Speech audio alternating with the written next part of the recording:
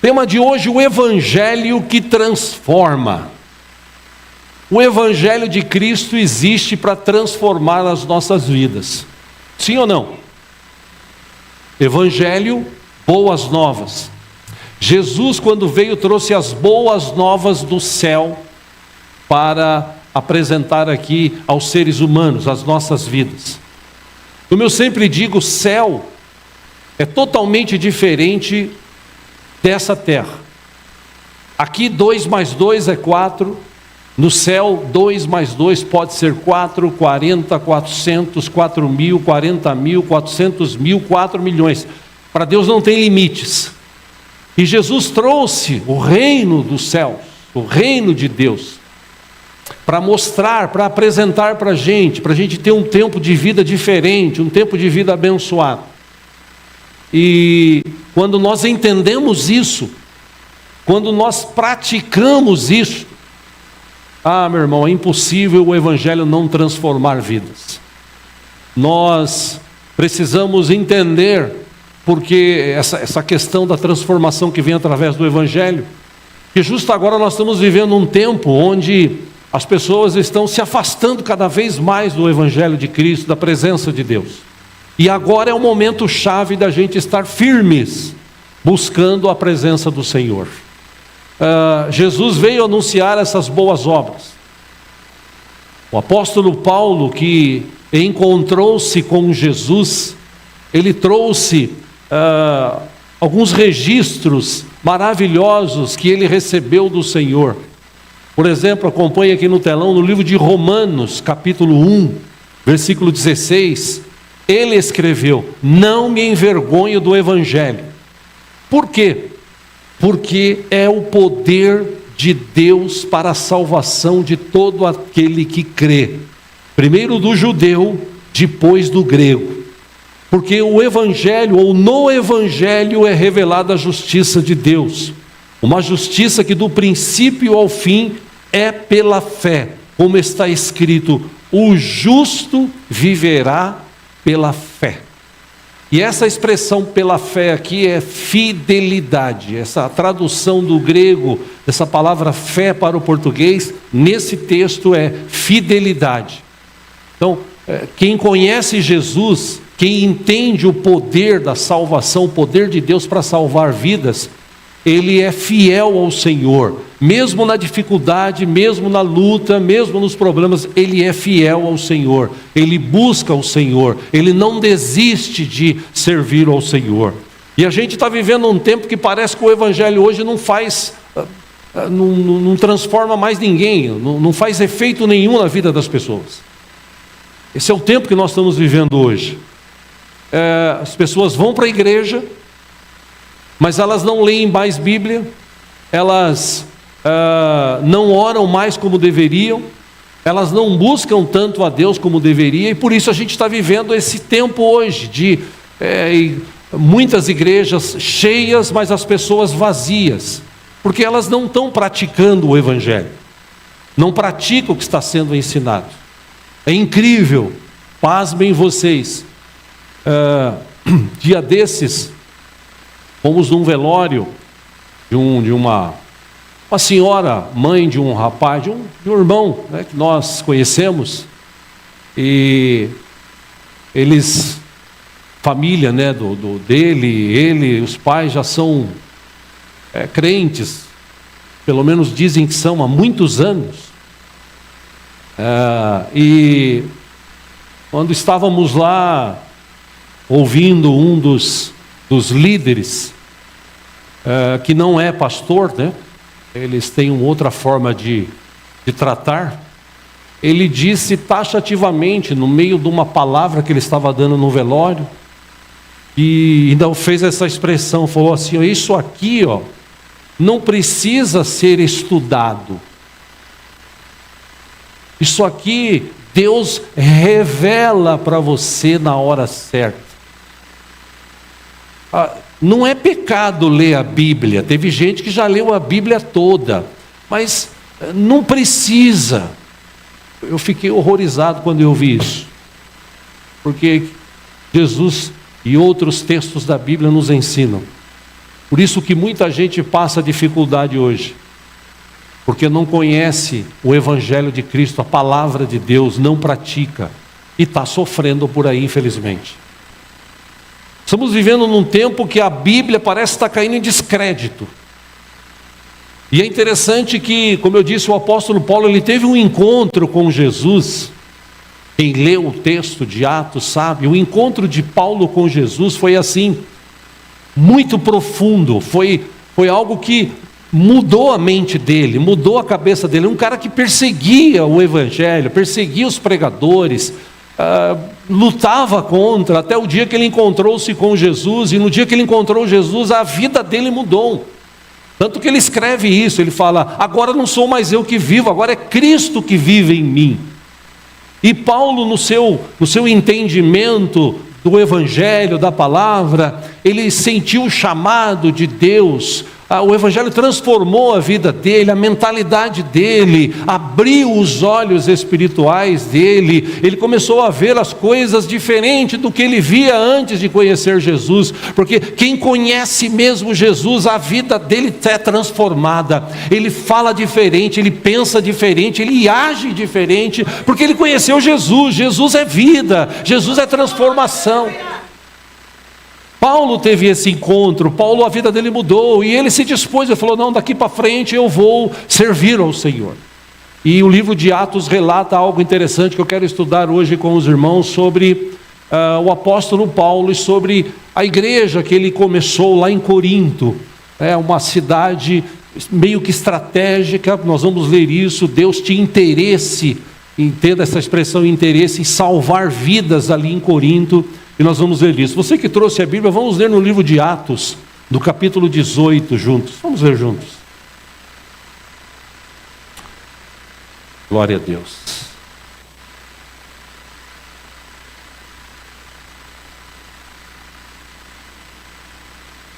Atos capítulo 18. Obrigado, Valdir, pelo ar aqui, viu? A partir do versículo 1, vou lendo aqui para ganharmos tempo. Depois disso, Paulo saiu de Atenas e foi para Corinto. Atos capítulo 18. Versículo 2. Ali encontrou um judeu chamado Áquila, natural do Ponto, que havia chegado recentemente da Itália com Priscila, sua mulher, pois Cláudio havia ordenado que todos os judeus saíssem de Roma. Paulo foi vê-los três e, uma vez que tinham a mesma profissão, ficou morando e trabalhando com eles, pois eram fabricantes de tendas. Versículo 4, todos os sábados ele debatia na sinagoga e convencia judeus e gregos. Versículo 5, depois que Silas e Timóteo chegaram da Macedônia, Paulo se dedicou exclusivamente à pregação, testemunhando aos judeus que Jesus era o Cristo.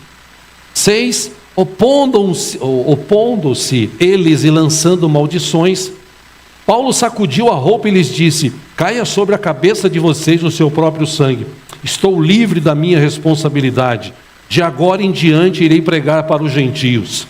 Versículo 7, então Paulo saiu da sinagoga e foi para a casa de Tício, justo, que era temente a Deus e que morava ao lado da sinagoga. Versículo 8, Crispo, chefe da sinagoga, creu no Senhor, ele e toda a sua casa. E dos coríntios que o ouviam, muitos criam e eram batizados. 9, certa noite o Senhor falou a Paulo em visão: não tenha medo, continue falando e não fique calado. Versículo 10, pois eu estou com você, e ninguém vai lhe fazer mal ou feri-lo, porque eu tenho muita gente nesta cidade. Versículo 11, assim Paulo ficou ali durante 1 ano e meio, ensinando-lhes a palavra de Deus. Versículo 12, sendo Galho procônsul da Acaia, os judeus fizeram em conjunto um levante contra Paulo, e o levaram ao tribunal fazendo a seguinte acusação. Versículo 13, este homem está persuadindo o povo a adorar a Deus de maneira contrária à lei. Versículo 14: quando Paulo ia começar a falar, Gálio disse aos judeus: se vocês judeus estivessem apresentando queixa de algum delito ou crime grave, seria razoável que eu os ouvisse. 15: mas visto que se trata de uma questão de palavras e nomes de sua própria lei, resolvam o problema vocês mesmos, não serei juiz dessas coisas. 16: e mandou expulsá-los do tribunal. 17: então todos se voltaram contra Sóstenes, o chefe da sinagoga, e o espancaram diante do tribunal. Mas Gálio não demonstrou nenhuma preocupação com isso. Por último, o versículo 18: Paulo permaneceu em Corinto por algum tempo. Só até aí. Corinto era uma cidade portuária. E por ser uma cidade portuária, era cheia de viajantes. Os viajantes, principalmente durante o inverno, ficavam ali, porque no tempo do inverno havia muito frio e muitos furacões. Então eles ficavam mais ou menos 3 meses estacionados ali em Corinto. No caminho que via das cidades por terra para Corinto, havia um caminho, que era uma cidade muito importante, entre Atenas e Esparta. E haviam em Coríntios 2 grandes templos.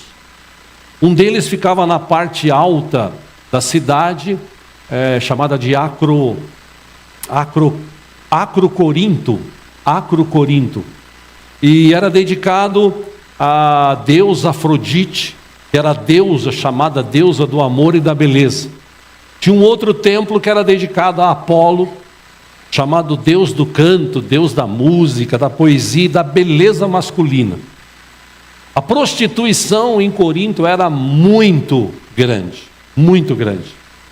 Inclusive, a prostituição para a cidade era considerada como uma fonte muito grande de renda. Pra vocês terem uma ideia, pasmem vocês, naquela época, os chamados cafetões de prostitutas, eles eram reconhecidos como cafetões e pagavam imposto em cima do dinheiro que eles recebiam através da prostituição. Havia 2 tipos de mulheres daquela época. Na parte baixa da cidade ficavam as prostitutas comuns, que se dedicavam a essa prática diariamente. Elas eram meio que escravas desses chamados cafetões, né? E essa atividade, cafetinagem, era uma atividade reconhecida, como eu disse, naquela época. E haviam prostitutas independentes, essas mulheres estrangeiras que vinham para Corinto, que não encontravam um lugar para trabalhar, às vezes viúvas que eram pobres, elas acabavam se transformando em prostitutas, porque por ser uma cidade portuária, geralmente cidades portuárias, aqui no Brasil é assim, Santos, Paranaguá, Rio de Janeiro, cidades que têm porto, geralmente existem muitas prostitutas, e Corinto era assim. Nesse alto do monte, nesse Acrocorinto, no topo da montanha, ficavam outro tipo de mulher, que eram as heteres, eram as mulheres, as chamadas prostitutas de luxo. Tá? Então, elas serviam como acompanhantes de festa, elas acompanhavam homens em festas, elas se prostituíam, e geralmente essas prostitutas, elas tinham um pouco mais de ensino, de estudo, do que as outras que eram mais simples. Então, por isso, elas cobravam mais, se vestiam melhor, meio que parecido com o que acontece no mundo de hoje, e acompanhavam homens e se prostituíam. Uma das mais conhecidas daquela época chamava-se Aspásia. Ela era uma prostituta, segundo a história, muito bonita, que depois acabou se tornando esposa de Péricles, que foi um dos líderes ali de Atenas, próximo também de Corinto. Haviam também as chamadas sacerdotisas, que elas habitavam nos templos, se prostituíam, praticando sexo com súditos de Afrodite. Elas se prostituíam, isso era feito na maioria das vezes dentro do templo, e havia muita prostituição nessa cidade de Corinto.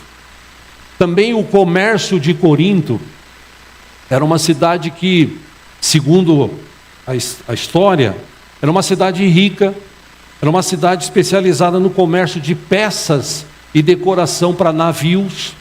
Era uma cidade também especializada em roupas, e vários tipos de vestimentas na época, de tinturas, e a maior especialidade de Corinto era a cerâmica. Eles tinham artesãos naquela época muito bem quistos em relação à sociedade da época e às outras cidades. Pessoas que passavam por Corinto, elas sempre procuravam levar um presente, comprar alguma coisa, Corinto era uma cidade que praticamente era uma cidade da moda, por isso que muitos viajantes iam para lá para comprar e tal. Os próprios moradores de Corinto, os que tinham um pouco mais de dinheiro, mais abastados financeiramente, eles andavam com roupas bonitas. As mulheres andavam cheias de joias, para mostrar como eles acreditavam nos deuses deles e como era aquela sociedade. Era uma sociedade também meia, entenda essa expressão, meia que podre, contaminada pela prática do sexo ilícito e também pela prática do dinheiro ilícito. Paulo começou pregando numa sinagoga. Deus tocou no coração dele, ele foi lá, começou pregando na sinagoga. Nós lemos nesse texto de Atos, algumas pessoas, inclusive o líder da sinagoga, se converteram a Cristo Jesus. Ele adquiriu uma profunda amizade com Priscila e Áquila, um casal que também tinha o desejo de conhecer mais com Jesus. O texto nos diz que eles eram companheiros até de trabalho, eles fabricavam tendas. Paulo também era na sua época, fabricante de tendas. E o apóstolo Paulo, ele evangelizou muitas pessoas em Corinto e também nas cidades próximas a Corinto. Paulo, ele era um evangelista e saía pregando a palavra diariamente, falando que o evangelho de Jesus Cristo transforma vidas, que o evangelho de Jesus Cristo pode trazer paz para o teu coração, a paz que o mundo não entende, a paz que vem de Deus, que entra na sua vida, e mesmo em meio a problemas você consegue sentir paz, porque o evangelho de Cristo transforma a nossa vida. E Paulo pregava, ele ficou 1 ano e meio em Corinto, e saiu pregando em outras cidades, era um hábito dele. Os registros, inclusive, de historiadores dizem o que Paulo fez sozinho ou com um ou outro acompanhante de trabalho para o evangelho supera o que os outros 11 fizeram juntos, de tanto que ele amava a Cristo e se dedicava ao evangelho.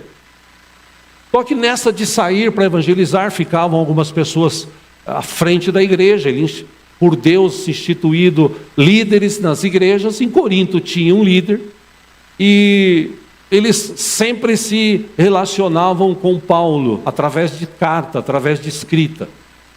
E alguns problemas começaram a surgir, porque igreja, meus irmãos, igreja é uma bênção. Só que toda igreja na face da terra tem problemas. Igreja tem problemas. Igreja tem gente que ama, tem gente que não ama, tem gente que perdoa, tem gente que não perdoa. A igreja tem gente que repara na vida dos outros. Aqui não, estou falando das outras igrejas, tá? Tem gente que fala mal das pessoas, critica as pessoas. Tem gente que... igreja, é igreja. Por isso que o evangelho, quando entra no coração, transforma a vida. E Paulo pregava, e quando ele começou a saber dessas questões que estavam acontecendo dentro da igreja, eu vou pontuar aqui pelo menos 6 questões que estão descritas no livro de 1 Coríntios, a carta de Paulo à igreja de Corinto. Ele escreveu algumas cartas. Essas cartas foram juntadas e transformadas em livros aqui da Bíblia para que nós entendamos. Paulo não escreveu assim, 1 Coríntios, capítulo 1, segundo a Coríntios. Não, Paulo escreveu uma carta ou algumas cartas para Corinto, para a igreja de Corinto, para corrigir algumas coisas, para trazer luz à mente das pessoas, para eles entenderem o que era o Evangelho de Cristo. Porque a igreja começou a crescer, e igreja crescendo, problemas começam a surgir. Um desses problemas, começou a haver divisões e facções, no começo, bem tipo 1 ano e meio, 2 anos depois, dentro da igreja. Uns diziam, o próprio texto fala isso de Corinto, uns diziam eu sou de Paulo, outros diziam eu sou de Apolo, e Paulo corrigiu isso escrevendo para eles, falou, vocês estão falando que um é de Paulo, não, vocês não são nem de Paulo nem de Apolo, vocês são de Cristo, vocês são de Cristo, vocês precisam entender isso. Então ele explicou na carta aos Coríntios sobre essa questão de respeitar. Você é de Cristo, é óbvio que tem um líder, mas você não precisa ficar, eu sou desse, eu sou daquele. Não, você é de Cristo, então entenda que você faz parte do corpo de Cristo, parte da igreja de Cristo nessa terra. Uma outra coisa que ele identificou, que foi identificado, ele passado para ele, havia uma imoralidade sexual chocante, numa questão dentro da igreja. Segundo a história, havia um tipo de incesto entre um homem que possuía a mulher do próprio pai. E isso foi identificado. Então Paulo, ele falou, vocês estão tolerando o pecado, vocês não podem tolerar o pecado, vocês estão dando uma falsa liberdade espiritual, precisa corrigir isso. Paulo, inclusive, ele aconselha, ele diz assim, vocês precisam excomungar esse cara da igreja, porque ele não entendeu que o evangelho transforma, ele não pode viver isso. Um terceiro problema que ele identificou na igreja de Corinto é que começou a haver aquelas tretas entre irmãos. Que tipo de treta? Eles começaram a ir na justiça para resolver os problemas, processos de um irmão contra o outro e tal. E eles iam, por causa desses processos, nos tribunais pagãos. E Paulo, ele fala assim, poxa, isso aí é uma tristeza muito grande, vocês não estão conseguindo resolver entre vocês os seus problemas, é preciso um injusto, um pagão, julgar a causa de vocês. Nós temos um justo juiz, o juiz que está conosco e tal. Ele aconselhou a igreja a saber tratar um com o outro, a saber conversar, a saber se relacionar e tal. Num outro caso, Paulo, ele fala da ceia, um abuso, eu já falei sobre isso aqui várias vezes no momento da ceia, um abuso à ceia do Senhor. Os ricos da igreja comiam fartamente, né? Eles até alguns deles, de tanto tomar vinho, se embriagavam. E os mais pobres, eles chegavam mais tarde por conta do trabalho, e a ceia virou um banquete de egoísta. A ceia era assim, os mais ricos se reuniam, enchiam a pança, os mais pobres, eles ficavam ali esperando servir a ceia, que é um pedaço de pão e um pouquinho de suco. Então, Paulo insistiu, por isso que ele escreveu em 1 Coríntios 11, 23, né? Eu recebi do Senhor, e eu apresento para vocês e tal, ceia isso. Antes disso, em 1 Coríntios 11, Paulo fala assim, eu fiquei sabendo que o culto de vocês faz mais mal do que bem. Então vocês precisam mudar isso, vocês não entenderam o que é participar de ceia, vocês não entenderam o que é ter comunhão. Ceia é comunhão, é o corpo de Cristo sendo repartido para nós. Todos pecaram, todos estão destituídos da glória do Senhor. É que Deus teve misericórdia e enviou Jesus, e Jesus morreu no nosso lugar. Então vocês não podem viver isso. Uma outra questão que foi identificada e Paulo escreveu sobre isso é tinha um uso desordenado de dons espirituais. Na última terça aqui de oração nós falamos um pouco sobre isso, algumas perguntas dos irmãos. Havia uma busca que era meio que vaidosa por dons espirituais. Então o pessoal tinha aquele desejo, né? Eu preciso falar em línguas, e eu vou falar em línguas, e alguns falavam, outros, para ser mais espiritual também, falavam, inventavam língua estranha, falavam alto, um querendo ser melhor que o outro, aparecer mais que o outro, e Paulo escreve sobre isso, fala, gente, Língua, quando ela é estranha e não tem ninguém que interprete, ela só serve para identificar, para trazer bênção para a tua vida, edificar a tua vida. Agora, se tiver um intérprete, ótimo. Se não tiver, baixa a bola, fica na sua. E você vê hoje que tem igrejas, infelizmente, por aí, espalhadas pelo Brasil, e as pessoas, para se mostrarem espirituais, né, elas falam língua estranha, e eis que te digo, e fala e tal. Tem pastores, apóstolos, né, bispos, que para demonstrar que tem poder, né, anda com um anelzão no dedo, e dá ordem, e manda, e fala, vai acontecer isso e tal, né? Eu até falei na terça-feira, antigamente, tinha um bispo aqui de uma grande igreja em São Paulo, que ele ensinava no rádio e na TV, você precisa colocar Deus na parede, você tem que exigir, porque você é filho de Deus, você tem direito, então exija, cobre Deus. Eu falei para os irmãos na terça aqui, esse cara é muito corajoso por falar isso, porque colocar Deus na parede tem que ter muita coragem. Mesmo porque, se olhar a Bíblia, o que nós merecemos, qual é o salário do pecado? Era para a gente morrer e passar a eternidade longe de Deus, mas Deus teve misericórdia de nós e enviou Jesus, que morreu no nosso lugar. Então, como a gente entende isso, agora a gente vive, pianinho, na boa, praticando o perdão, o amor, a bondade e a misericórdia, a mesma bondade e misericórdia do Senhor que nos acompanha todos os dias, o mesmo amor de Deus que nos amou, o mesmo perdão de Deus que nos perdoou. Então a gente vive isso. E os cultos deles eram meio caóticos, era o culto assim de sair treta, de um querendo ficar mais famoso que o outro, que fala língua estranha, porque então Paulo corrigiu isso naquela igreja. E por último, haviam muitas dúvidas sobre a ressurreição. Como hoje, existe uma vertente no Brasil que começou a ter dúvida. Tipo assim, vida eterna não existe. Uma vez que você está aqui, viva aqui, morreu, já era. Vida eterna, Jesus não ressuscitou. Jesus não tem todo o poder. Jesus morreu. E as pessoas não acreditam muito mais nessa ressurreição. E você sabe como é que é, né? O meu pai dizia isso, quando o diabo não vem, ele manda os secretários, né?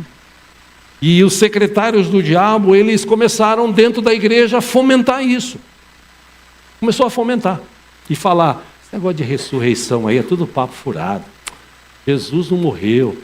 A gente está aqui nessa igreja, esse negócio de inferno, de vida eterna, isso não existe, isso aí é papo, invenção de Paulo que inventou isso daí.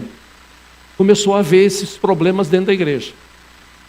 Eu citei aqui pelo menos 6, mas haviam outros problemas.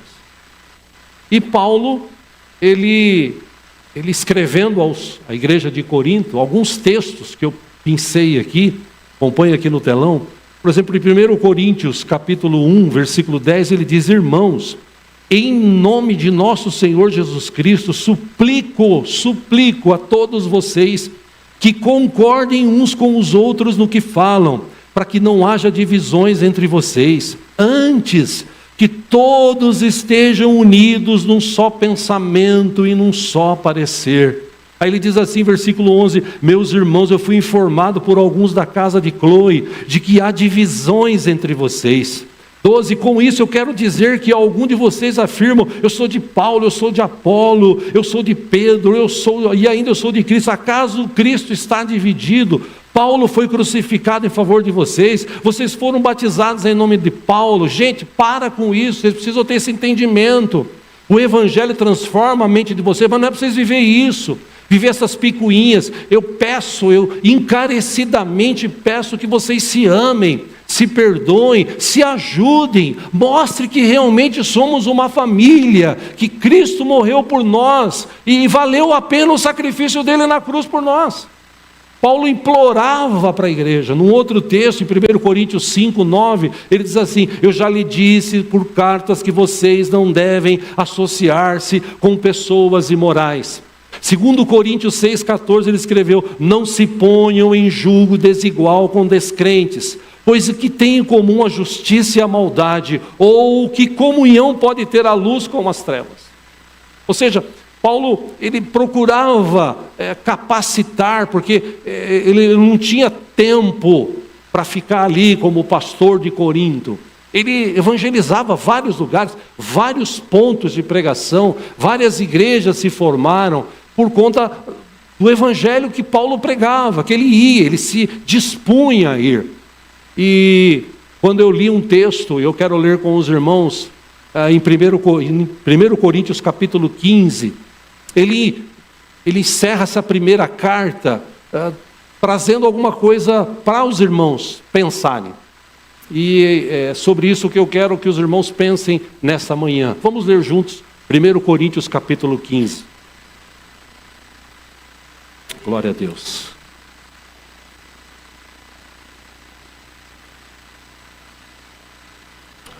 Aleluia. 1 Coríntios capítulo 15. Me permitam aqui, eu quero usar essa palavra de Paulo como se Paulo estivesse aqui pregando para nós nessa manhã. Preste atenção nesse texto que Paulo escreveu para a igreja de Corinto. Irmãos, quero lembrar-lhes o evangelho que lhes preguei, o qual vocês receberam e no qual estão firmes. Amém? Receberam o evangelho? Eu estou ouvindo poucos améns aqui. Receberam o evangelho de Cristo? Amém. Na segunda é sempre melhor, né? Vamos lá. Versículo 2. Por meio desse evangelho, vocês são salvos, desde que se apeguem firmemente à palavra que lhes preguei. Caso contrário, vocês têm crido em vão.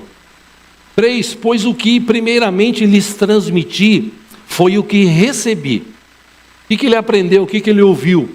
Que Cristo morreu pelos nossos pecados, segundo as Escrituras. Versículo 4, foi sepultado e ressuscitou no terceiro dia, segundo as Escrituras. 5, e apareceu a Pedro e depois aos 12. Versículo 6, depois disso apareceu a mais de 500 irmãos de uma só vez, a maioria dos quais ainda vive, embora alguns já tenham adormecido. Versículo 7, depois apareceu a Tiago e então a todos os apóstolos. 8, depois destes apareceu também a mim, como a um que nasceu fora do tempo. Versículo 9, pois sou o menor dos apóstolos, e nem sequer mereço ser chamado apóstolo, porque eu persegui a igreja de Deus. Versículo 10, mas pela graça de Deus sou o que sou, e sua graça para comigo não foi inútil. Antes, trabalhei mais do que todos eles. Contudo, não eu, mas a graça de Deus comigo. Versículo 11 ele diz, portanto, quer tenha sido eu, quer tenha sido eles, é isto que pregamos e é isto que vocês creram.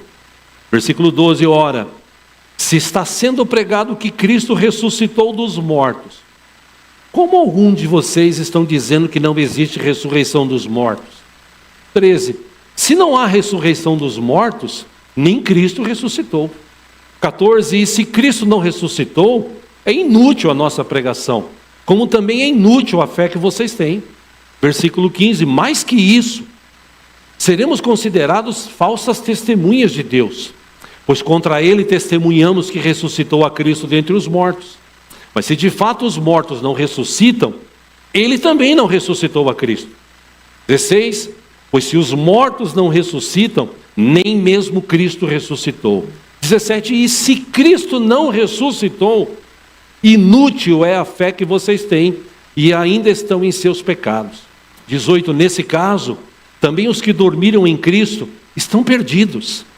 19, se é somente para esta vida que temos esperança em Cristo, somos de todos os homens os mais dignos de compaixão. 20, mas, de fato, Cristo ressuscitou dentre os mortos, sendo ele as primícias dentre aqueles que dormiram. Amém? Você crê que Cristo ressuscitou dentre os mortos? 21, visto que a morte veio por meio de um homem, Também a ressurreição dos mortos veio por meio de um só homem. 22, pois da mesma forma como em Adão todos morrem, em Cristo todos serão vivificados. 23, mas cada um por sua vez. Cristo o primeiro, depois quando ele vier os que lhe pertencem. 24, então virá o fim, quando ele entregar o reino a Deus o Pai, depois de ter destruído todo o domínio, autoridade e poder. 25, pois é necessário que ele reine, até que todos os seus inimigos sejam postos debaixo de seus pés. 26, o último inimigo a ser destruído é a morte. 27, porque ele sujeitou debaixo dos seus pés. Ora, quando se diz que tudo lhe foi sujeito, ficou claro que não inclui o próprio Deus, que tudo submeteu a Cristo. 28, quando porém tudo lhe estiver sujeito, então o próprio Filho se sujeitará àquele que todas as coisas lhe sujeitou, a fim de que Deus seja tudo em todos. Aí ele volta aqui, 29, se não há ressurreição, que farão aqueles que se batizam pelos mortos? Se absolutamente os mortos não ressuscitam, por que se batizam por eles? 30, também nós, porque estamos nos expondo a perigos o tempo todo. 31, ele diz, todos os dias enfrento a morte, irmãos. Isso digo pelo orgulho que tenho de vocês em Cristo Jesus, nosso Senhor. 32, se foi por meras razões humanas que lutei com feras em Éfeso, o que ganhei com isso? Se os mortos não ressuscitam, comamos e bebamos, porque amanhã morreremos. 33, não se deixem enganar. As más companhias corrompem os bons costumes. Por último, quero ler o 34, que diz, como justos, recuperem o bom senso e parem de pecar, pois alguns há que não têm conhecimento de Deus, e eu digo isso para a vergonha de vocês. Paulo ensina, corrige, trata a igreja com a sua primeira carta, e no final ele diz assim, será que valeu a pena eu ter gasto, me deixado gastar, como em um outro texto de Coríntios ele escreveu, por amor ao Evangelho? Porque eu estou aqui, vamos dizer assim, eu estou aqui em Atenas, eu estou aqui em Tessalônica, eu estou ouvindo reclamações do líder aí da igreja, e está acontecendo isso. Pô, o Evangelho não entrou na cabeça de vocês? Será que vocês não entenderam que vocês não podem ter mais jugo desigual? Será que vocês não entendem que o Evangelho transforma a nossa vida de tal forma que agora a gente ama, a gente perdoa?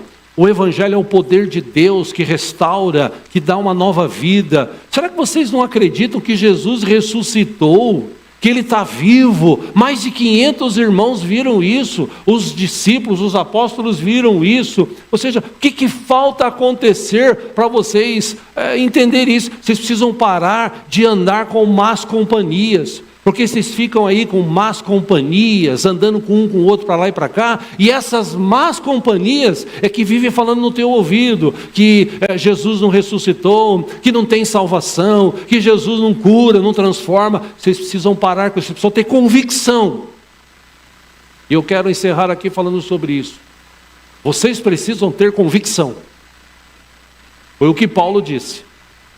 Porque o Evangelho de Cristo transforma. Se não transformou a tua vida, alguma coisa está errada. E o Evangelho de Cristo transforma vidas. Em 1 Coríntios, capítulo 15, que só para repetir, ele disse, eu quero lembrar o Evangelho que vocês receberam. O Evangelho que preguei. O Evangelho no qual vocês estão firmes. Vocês lembram? Ele faz essa pergunta, e eu quero recitar aqui algumas perguntas que não querem calar para a gente pensar sobre isso aqui e participar da ceia. Como eu digo sempre, ceia também não é só o ato de pegar um pão, um cálice. E hoje em dia as pessoas desvalorizam isso. Não vou porque eu estou cansado, não vou porque depois eu tomo. E Jesus, taxativamente, ele disse em João capítulo 6, versículo 53, quem não come da minha carne, não bebe do meu sangue, não tem vida em si mesmo. Jesus instituiu a ceia e ele disse, eu não vi a hora de ter esse momento com vocês. Porque a ceia é importante. Ceia fortalece a sua vida espiritual. Ceia, quando você come e bebe dignamente, quando você entende isso, você se aproxima de Deus. Você se afasta do mundo. Você deixa as picuinhas de lado, as discussões tolas. Você vive uma nova vida, você tem um novo entendimento. E a minha pergunta aqui nessa manhã, algumas delas para vocês, para nós pensarmos aqui. Você crê no Evangelho de Jesus Cristo? Você tem vivido esse Evangelho na tua vida? Diminuiu os amém, viu? Interessante, né? Você tem falado de Jesus para as pessoas? Pois é. Esse Evangelho de Cristo já transformou a sua vida? E aí a minha pergunta final: o que existe de bom e de ruim que nós podemos corrigir em nós para que a gente avance e ganhe mais vidas, já que o Evangelho de Cristo transforma?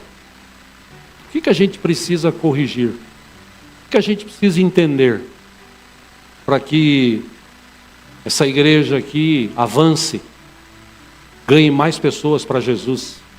O que precisa acontecer? O que nós precisamos refletir? Porque se o Evangelho de Cristo transforma vidas, alguma coisa tem que mudar em nós. Eu usava esse texto de 1 Coríntios, capítulo 15, no átrio, na quarta-feira passada, falando com os irmãos lá. Porque eu falei para eles: vocês têm uma oportunidade de estar aqui 4 refeições no dia, tem um lugar bom para dormir, chuveiro quente, com água quente. Vocês têm a oportunidade de se regenerar. Tem culto todo dia aqui. Vocês podem vir aqui todo dia cultuar a Deus, adorar ao Senhor.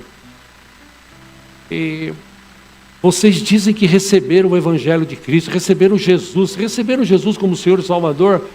Sei lá, de 25 que tem lá, 24 levantaram a mão.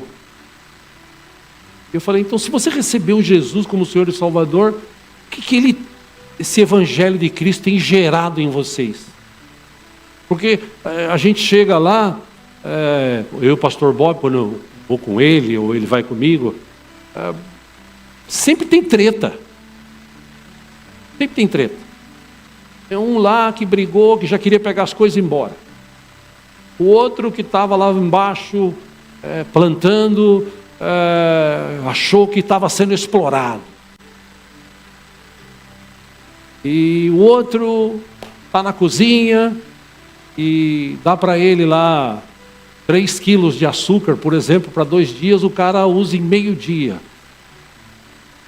E aí vem aquelas: não, porque foi ele, não, porque foi ele, não, foi ele, foi, não, porque foi, porque não, porque tal, porque já se viu. Eu falei para eles: irmãos, vocês estão aqui num só objetivo. Vocês querem sair daqui do mesmo jeito que vocês entraram? Não, a gente não quer. Então vocês precisam mudar de vida. A família de vocês está lá fora esperando vocês voltarem regenerados, tratados, libertos. E eu creio que o Evangelho de Cristo pode libertar, regenerar e tratar. Jesus está aqui. Esse lugar aqui é um lugar abençoado. Ou seja, vocês precisam parar para pensar. Existe problema, dificuldade? Existe, vocês têm que superar isso. O mais importante é vocês saírem daqui libertos, transformados. No final, a maioria entendeu, oramos juntos, e me veio o desejo de falar sobre esse Evangelho. Porque, irmãos, as pessoas precisam encontrar Jesus em nós. Não adianta você falar de Jesus. Hoje em dia você precisa mostrar Jesus. E se você vai mostrar Jesus, você tem que mostrar Jesus na tua vida. Amém? Por isso nós precisamos orar mais. Nós vivemos em meio a uma geração, irmãos, descrentes. Eu falei aqui semana passada, o ateísmo está crescendo assustadoramente na Europa. A maioria dos jovens hoje lá na Europa são ateus. Eles não querem saber de Deus, não acreditam mais em Deus. No Brasil, isso está crescendo. E nós temos um campo vasto aqui no Brasil. Irmãos, eu não vou falar do Brasil, eu vou falar da nossa região aqui. O que tem de gente nessa região que não conhece Jesus, e eles precisam começar a ver Jesus, não é na placa da igreja que tem ali na frente. Eles precisam ver Jesus em nós.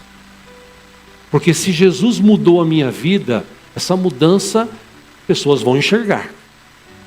Porque eu creio que o Evangelho de Cristo transforma. Ou seja, eu trouxe esse texto hoje, em julho, estamos na metade do ano. Nós temos mais 6 meses para a gente terminar 2026.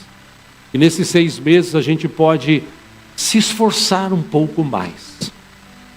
Eu sei que muita gente fala assim, pastor, mas eu estou cansado. O tempo passa rápido hoje em dia, né? Realmente, o tempo passa rápido. A gente anda cansado porque por conta dessa loucura de vida, a gente acaba não dormindo, não descansando direito. Mas eu quero te dizer uma coisa nessa manhã, meu irmão, minha irmã. É o mesmo Cristo, lá de trás, Ele ressuscitou, Ele está vivo. Ele tem todo o poder nos céus e na terra. E Ele fez uma promessa. Ele fez uma promessa. Eu estarei com vocês todos os dias. Promessa de Cristo. Irmãos, Paulo identificou muitos problemas na igreja de Roma, pregou para eles através de cartas. Eu trouxe esses textos hoje porque a gente também tem problemas aqui. A gente tem pessoas que pensam em desistir. A gente tem pessoas que estão passando por momentos de enfermidade. A gente tem pessoas que infelizmente às vezes criticam, falam mal um dos outros.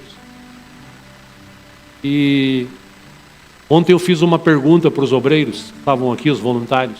Eu transmito para toda a igreja. Será que, se Deus olhando para nós, se Deus estivesse aqui, e Ele está, claro, mas se Ele pudesse fazer uma pergunta, Ele faria essa pergunta assim, será que vocês estão preparados para receber novas pessoas? Você já aprendeu a amar, a perdoar? Você já aprendeu a respeitar o seu irmão, a considerar ele, como Paulo escreveu, melhor do que você, maior do que você, não tem problema nenhum. Você já pensou que o Evangelho alcançou vidas, a minha, a tua, e nós estamos tudo no mesmo barco? Como eu já falei aqui, o melhor lugar que nós podemos estar é na casa do Senhor, é na igreja, na presença do Senhor. Como na arca estava cheia de fezes, xixi, estava uma briga de foice lá, os animais, né? A arca no meio do mar, lá e para cá e tal, mas era o melhor lugar que eles podiam estar, porque lá eles foram salvos.